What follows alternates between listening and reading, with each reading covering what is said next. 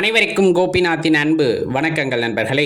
வருகின்ற 2ஆம் தேதி பார்த்தீங்க அப்படின்னா மகாலய அமாவாசை அப்படிங்கிற ஒரு அற்புதமான நாள் வருகிறது. அன்றைய தினம் என்ன செய்யணும் அப்படிங்கிறது ரொம்ப எளிமையாக முதல்ல பார்த்தரலாம். அன்றைய தினத்தில் காகத்துக்கு உணவு வைக்கிறதும் அல்லது மாட்டுக்கு அகத்தி கீரை கொடுப்பதும் ரொம்ப சிறப்பு அப்படிங்கிறத தெரிஞ்சுக்குங்க. இது எல்லாருமே செய்யக்கூடிய விஷயம். அடுத்து பார்த்தீங்கன்னா இல்லை நம்மளால் முடியும் அப்படின்னம்னா இப்போ அருகாமையில் உள்ள சிவாலயத்திற்கு, கடற்கரைக்கு, இந்த மாதிரி இடங்களுக்கு சென்று அங்கு தர்ப்பணம் கொடுப்பது, முன்னோர்களுக்கு தர்ப்பணம் கொடுப்பது அப்படிங்கிறத செய்வாங்க. எள் தண்ணீர் இறைப்பது அப்படிங்கிறதும் பண்ணலாம். நம்ம முன்னோர்களுக்கு படையல் போட்டு வழிபாடு செய்பவர்களும் கட்டாயமாக செய்யலாம். அன்றைய தினத்தில் உணவு, உடை, இந்த மாதிரி நம்மளால் என்ன விஷயங்களை தானமாக செய்ய முடிகிறதோ, முடிந்தால் வந்துட்டு ஒரு போர்வையை வாங்கி கொடுக்கலாம், காலணி வாங்கி கொடுக்கலாம், குடை வாங்கி தரலாம். வயதில் முதிர்ந்தவர்களுக்கு இதை செய்யும் பொழுது பூரணமான பலன் நமக்கு கிடைக்கும் அப்படிங்கிறத தெரிஞ்சுக்கோங்க. மாலை நேரத்தில் முன்னோர்களுடைய படத்தை வச்சு விளக்கேற்றி வழிபாடு செய்கிறது அப்படிங்கிறதும் இந்த இடத்துல செய்யக்கூடிய விஷயமா நம்ம கருதலாம். முதல்ல இந்த மகாலய அமாவாசை அப்படின்னு நம்ம சொல்கிறோம் இல்லையா, 12 மாதமும் வருகின்ற அமாவாசையுமே சிறப்பு தான் அப்படின்னாலுமே, இந்த ஆடி மாதம், தை மாதம், புரட்டாசி மாதம், சித்திரை மாதம், இந்த மாதங்களில் வரக்கூடிய அமாவாசை தினத்தை ரொம்ப சிறப்பாக குறிப்பிடுவாங்க. அதுலேயும் இந்த புரட்டாசி மாதத்தில் வரக்கூடிய இந்த அமாவாசை அப்படிங்கிறது மகாலய அமாவாசை அப்படின்னு சொல்லுவாங்க. இதில் குறிப்பாக பார்த்தோம்னா இந்த அமாவாசைக்கு முன்னாடி இருக்கக்கூடிய இந்த 15 நாளையும் மகாலய பக்ஷம் அப்படின்னு சொல்லுவாங்க. இந்த 15 நாள்லையும் பார்த்தீங்கன்னா நம்ம முன்னோர்கள் நமது வீட்டுக்கு ஏதோ ஒரு உருவத்தில் வந்து நம்ம கொடுக்கின்ற அல்லது நம்ம செய்கின்ற வழிபாட்டை ஏற்றுக்கொள்வார்கள் அப்படிங்கிறது பொருள். இந்த 15 நாளும் செய்ய முடியாதவங்க செய்ய வேண்டிய அந்த வழிபாடுகளை செய்வதற்கு உரிய நாள் தான் இந்த மகாலய அமாவாசை. அது என்னைக்கு வருது அப்படின்னு பார்த்தோம்னா அக்டோபர் 2ஆம் தேதி வருகிறது. அப்போ அன்றைய தினத்தில் நம்ம செய்கிறதான் இப்போ பார்த்தோம். அமாவாசை திதி எப்போ ஆரம்பிக்குதுன்னு பார்த்தீங்கன்னா அக்டோபர் 1 இரவு 10:35க்கெல்லாம் ஆரம்பிச்சிருது. நிறைவு பெறுவது அப்படின்னு பார்த்தோம்னா 3ஆம் தேதி காலையில் 12:34க்கு நள்ளிரவு நேரம் இருக்கு இல்லையா, அந்த நேரத்தில் தான் நிறைவடைகிறது. இதில் ரொம்ப சிறப்பான விஷயம் அப்படின்னு பார்த்தோம்னா நம்ம இந்த சோடசக்கலை அப்படிங்கிறது சாதாரணமாக எல்லா அமாவாசை தினத்துலையுமே சொல்லப்படுறது. இதில் இந்த புரட்டாசி அமாவாசையில் வரக்கூடிய சோடசக்கலைங்கிறது ரொம்ப ஆற்றல் வாய்ந்தது அப்படிங்கிறத நம்ம இந்த நேரத்தில் தெரிஞ்சுக்கணும். அது எப்போ அப்படின்னு பார்த்தோம் அப்படின்னா 2ஆம் தேதி இரவு 11:34 அடுத்து தொடர்ந்து வருகின்ற 1:34 வரலும் இருக்கக்கூடிய அந்த நேரத்தை வந்துட்டு சோடசக்கலை நேரம் அப்படின்ட்டு குறிப்பிட்டு சொல்லுவாங்க. அந்த நேரத்தில் திருமூர்த்தி பகவானை வழிபாடு செய்யும் பொழுது கண்டிப்பாக நமக்கு கை மேலே பலன் கிடைக்கும் அப்படிங்கிறத தெரிஞ்சுக்குங்க. இப்போ பொதுவாக இந்த மகாலய அமாவாசை அப்படிங்கிறது அல்லது இந்த பித்ருக்களுக்கு செய்யக்கூடிய கடன் அப்படிங்கிறது என்ன அப்படின்னு முதல்ல தெரிஞ்சுக்கலாம். இப்போ நம்ம கொடுக்கறதுனால நம்ம பெரிய அளவிலான பலன்களை அனுபவிக்க முடியுமா, அல்லது இதை செய்தால் கடன் தீரும், இதை செய்தால் கஷ்டம் தீரும், இந்த மாதிரி நிறைய சொல்லி நம்மளை செய்ய வச்சுருப்பாங்க. தெளிவாக தெரிந்து கொள்ள வேண்டிய விஷயம் அப்படின்னா நம்ம அம்மா பேர், அப்பா பேர் நமக்கு தெரியும், தாத்தா பேர், பாட்டி பேர் தெரியும், தாத்தாவோட அப்பா அம்மா பேர் தெரியும்.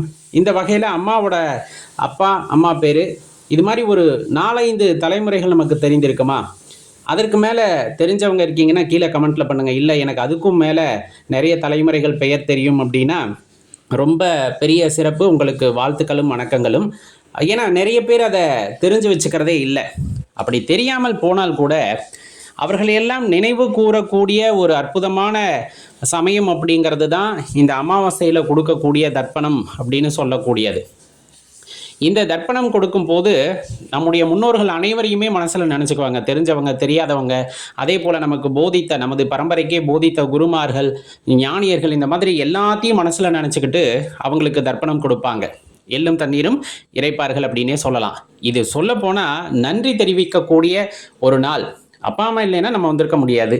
அப்பா அம்மா எப்படி இந்த பூமிக்கு வந்திருப்பாங்க, அவங்க அப்பா அம்மா இல்லைன்னா வந்திருக்க முடியாது. இப்படியே நீங்கள் பின்னோக்கி போனீங்கன்னா பல கோடி ஆண்டுகளுக்கு முன் வாழ்ந்த ஒரு மனிதனின் காரணமாகத்தான் இன்னைக்கு நம்ம இந்த பூமியில் வந்திருக்கோம் அப்படிங்கிற நிதர்சனமான உண்மை உங்களுக்கு தெரிய வரும்.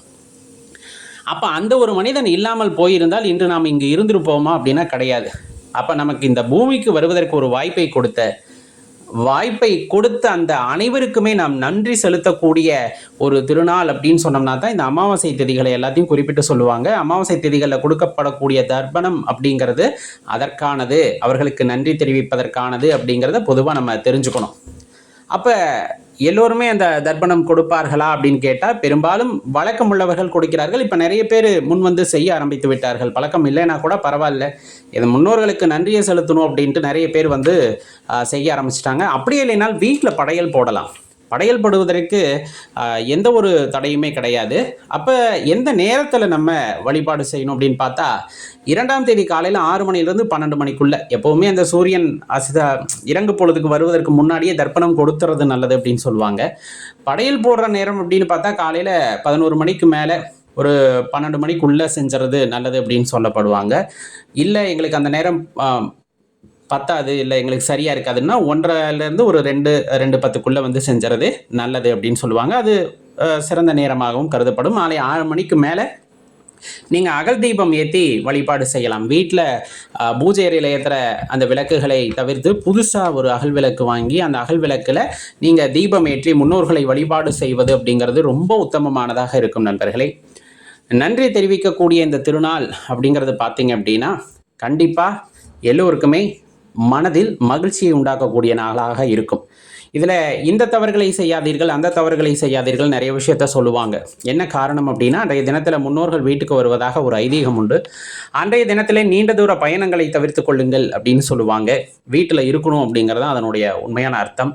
விரதம் இருங்கள், அமாவாசை விரதம் இருங்கள் அப்படின்னு சொல்லுவாங்க. முன்னோர்களுக்காக அப்படின்னு இருந்தாலுமே கூட அதில் நம்ம உடல் நலனும் சார்ந்து தான் இருக்கிறது அப்படிங்கிறத தெரிஞ்சுக்கணும். அன்றைய தினத்தில் உண்ணாமல் நம்ம விரதம் இருக்கும் பொழுது உடல் அப்படிங்கிறது ரொம்ப புத்துணர்ச்சி அடையும் அப்படிங்கிறதுக்காக அதை குறிப்பிட்டு சொல்லுவாங்க. அப்போ அந்த விரதம் அப்படிங்கிறது அங்கே முக்கியத்துவம் பெறுகிறது. அதே போல் வீட்டு வாசலில் வந்து கோலம் போட வேண்டாம் அப்படின்னு சொல்லுவாங்க. முன்னோர்கள் வந்து வீட்டு வாசல் வழியாக உள்ளே வர்றாங்க இல்லையா, அதனால் வந்து அந்த கோலம் அப்படிங்கிறது தெய்வ கடாட்சம் அப்படின்னு சொல்லுவோம் இல்லையா. அப்போ அதனால் என்ன சொல்லுவாங்கன்னா, கோலம் போடுவதை தவிர்த்தல் நல்லது அப்படின்னு சொல்லுவாங்க. விரித்து போட்ட தலையோடு இருக்கக்கூடாது அப்படின்னு சொல்லுவாங்க. அன்னைக்கு சாப்பாடு செய்கிறாங்க இல்லையா வீட்டில் பெண்கள், அவர்கள் வந்துட்டு முதல்ல சாப்பாடு அது முன்னாடியே அவங்க குளிச்சுட்டு சாப்பிட்டுட்டு அப்புறமா அவங்க திருப்தியாக சாப்பாடு செய்கிறது தான் ரொம்ப உத்தமம்பாங்க. ஏன்னா ஒரு சில வீட்டில் பெண்கள் விரதம் இருந்து அந்த வழிபாட்டை செய்வாங்க. அப்படி அவசியம் இல்லை. வீட்டில் இருக்க ஆண்கள் விரதம் இருப்பது ரொம்ப முக்கியம். அந்த நாளில் பெண்கள் நல்லா சாப்பிட்டுட்டு அதுக்கப்புறம் திருப்தியாக கூட சாப்பாடு செய்யலாம். இல்லை நான் விரதம் இருந்தே செய்கிறனாலும் செய்யலாம், தவறு கிடையாது. இதில் ரொம்ப குறிப்பிட வகையில் நம்ம சொல்லணும் அப்படின்னா, படையல் போடுதல் அப்படிங்கிறது முன்னோர்களுக்கு பிடித்தது அப்படின்னா நம்ம நினைக்கிற தாத்தா பாட்டிக்கு பிடித்தது அப்படி கிடையாது. இப்போ பல தலைமுறைகளில் இருந்தவங்களுக்கு என்ன வேணாலும் பிடிச்சிருக்கலாம். அப்போ வந்து நம்மளால் என்னென்ன செய்ய முடியுதோ எல்லாத்தையும் செய்யலாம். பல வகைகள் காய்கறிகள் எல்லாத்தையுமே வைத்து வழிபாடு செய்வது அப்படிங்கிறது கண்டிப்பாக உகந்ததாக இருக்கும். எங்கள் தாத்தாக்கு புளிசோறு பிடிக்கும், தயிர் சோறு பிடிக்கும்னு அது மட்டும் கிடையாது. தாத்தாவோட அப்பாவுக்கும் தானே சேர்த்து செய்கிறோம் நம்ம படையல் அப்படிங்கிறது. அப்போ அவங்களுக்கு பிடித்துக்கலாம். அப்போ நம்மளுக்கு என்னெல்லாம் தெரியுதோ அதெல்லாம் திருப்தியாக செஞ்சு வச்சு வழிபாடு செய்வது உத்தமம். அதே போல் அன்றைய தினத்தில் முகசவரம் செய்வது, முடி வெட்டுவது, நெகம் வெட்டுவது இதையெல்லாம் தவிர்த்து கொள்ளுங்கள் அப்படின்னு சொல்லுவாங்க. சின்னதாக ரத்த காயம் ஏற்பட்டால் கூட மனது உறுத்தும். அதற்காகத்தான் அதெல்லாம் குறிப்பிட்டு சொல்கிற விஷயம். இந்த மாதிரி விஷயங்களை வருகின்ற மகாலய அமாவாசை பட்சத்தில் அல்லது குறிப்பாக அமாவாசையில் வந்துட்டு நம்ம கடைபிடிக்கிறோம் அப்படின்னா மன மகிழ்ச்சியோடு எல்லா முன்னோர்களுக்கும் நன்றி தெரிவிக்க முடியும். அவர்களுடைய பூரணமான அருளை நம்மால் பெற முடியும் அப்படிங்கிறத மனசில் வச்சுக்கோங்க. இது குறித்த மேலான உங்கள் கமெண்ட்டுகளை கீழே பதிவு பண்ணுங்கள்.